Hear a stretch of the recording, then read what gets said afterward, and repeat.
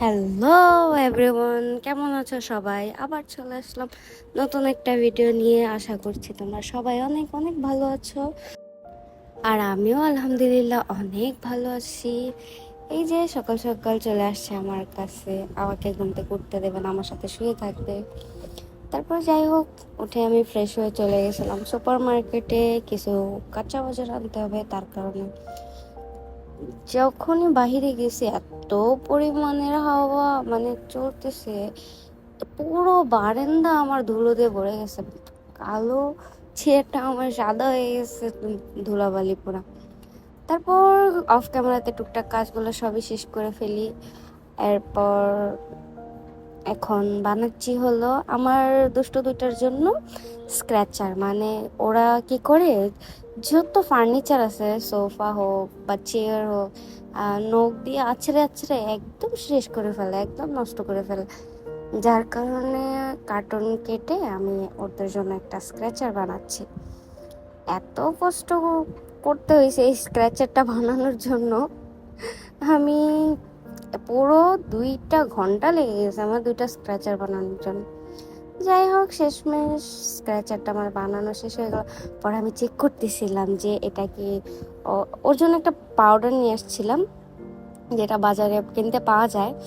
তো আমি চেক করতেছিলাম যে ওরা কি অ্যাট্রাক্ট হয় কি না। আমি ওকে ডাকতেছিলাম, ওরে অতটা রেসপন্স করতেছিল না, কিন্তু কোথা থেকে যেন শেলবি দৌড়ে এসে ও স্মেলটা পেয়ে গেছে। কোথা থেকে দৌড়ে এসে ও তো একদম হয়ে গেছে। মানে কি যে বলবো, তোমরা দেখতেই পারছো এই যে শেলবি চলে আসছে দৌড়ে, আর ওরই এখনো বুঝতে পারতেছে না কি হইতেছে, যে কি কিসের কিসের জন্য এরকম করতেছে। শেষমেশ ওরও যে আমার হাতে যে পাউডারটা লেগে আসছিল, ওইটার জন্য আমার কাছে আইসা যে এরকম আদর নিতেছিল, কারণ ও এখন বুঝতে পারছিল স্মেলটা। এই জিনিসটা এরকম যে ক্যাটদের অ্যাট্রাক্ট করে। তো তারপর আস্তে আস্তে আমি আরেকটাও বানাই ফেলাই, আর ওটা আমি পুরোটা দেখাইনি অফ ক্যামেরাতে ওরা কীভাবে খেলতেছিল এই জায়গার মধ্যে। তা আমি ওদেরকে সাইড করে দিয়ে আরেকটাও বানাই ফেলাই আমি। ওদের প্রত্যেকটা জিনিস না খুবই ইগনোর করা যায় না। আর ওদের ছোট ছোট জিনিসগুলো আমাদের অনেক যত্ন করে, অনেক খেয়াল করে রাখতে হয়, বা ওদের জন্য করে দিতে হয়। ওরা তো অবুঝ প্রাণী, ওরা তো বুঝে না বা বলতেও পারে না, ওরা কিছু করতেও পারে না। যার কারণে আমাদেরই না একটু খেয়াল করে, একটু কেয়ার করে রাখতে হয়।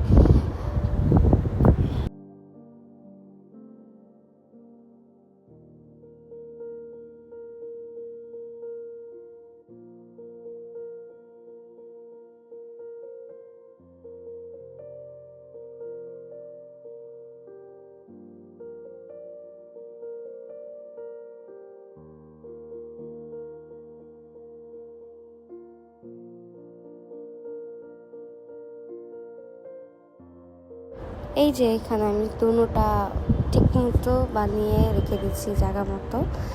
রাখার পর এই যে জায়গাটাও ক্লিন করে নিলাম। এরপর বারান্দাটাও অনেক ময়লা হয়ে গেছিলো, যেহেতু এত পরিমাণের হাওয়া চলতেছে। বারান্দাটা ভালোভাবে ক্লিন করে কী কী নিয়ে আসছি ওগুলো বের করে জায়গা মতো রেখে দিলাম। এই যে চকলেট নিয়ে আসছিলাম আমার জন্য না, আমি অতটা চকলেট পছন্দ করি না, কিন্তু আমার হাজব্যান্ড অনেক চকলেট পছন্দ করে।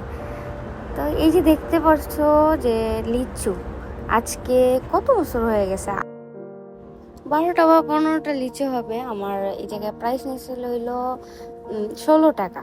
16 টাকা এখন বাংলাদেশে কত হয় আমি বলতে পারি না, 16 দিরহাম নিয়েছিল। দুবাইতে আসলে সব কিছু পাওয়া যায়, এমন কোনো কিচ্ছু নাই যে পাওয়া যায় না, কিন্তু সবগুলো একটু এক্সপেন্সিভ হয়ে থাকে।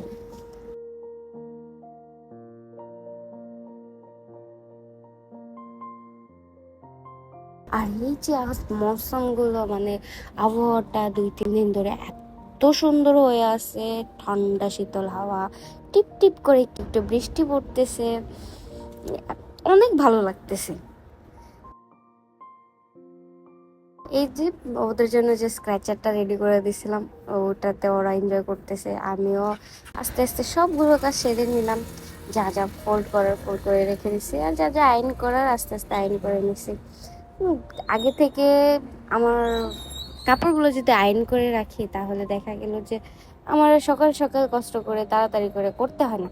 যার কারণে চিন্তা করলাম যে আজকে করিয়ে রেখে, অনেক দিন ধরে করব করব বলে আর করা হয় না, যে আজকে না কালকে করব, কালকে না কাল পরশু করব। তো শেষমেশ করেই ফেললাম। একে একে সবগুলা কাপড় আমি আইন করে রেখে দিলাম, যেগুলো অফিসে পরে যায় সেগুলো আইন করে রেখে। তার আইন করতে করতে আমার হাজব্যান্ডও চলে আসছিল। সবকিছু জায়গা মতো রেখে দেখি আমার হাজব্যান্ডের সাথে ওনার কলিগও আসছে। তারপর ওদের সাথেই যে গেম প্লে করতেছিলাম আমি, দেখতেই পারছো।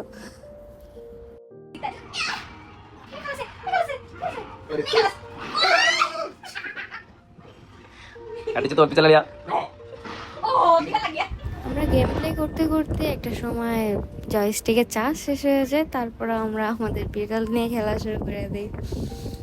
এসে আমি ওরে ধরে জড়ায় শুয়েছিলাম, শুয়ে দেখতেছিলাম। আর ওই দিকে শেল বিজয় রাগ করে আর নিজের ট্রিতে যায় ঘুমায়। তো আজকের ভিডিওটা ছিল এ পর্যন্তই।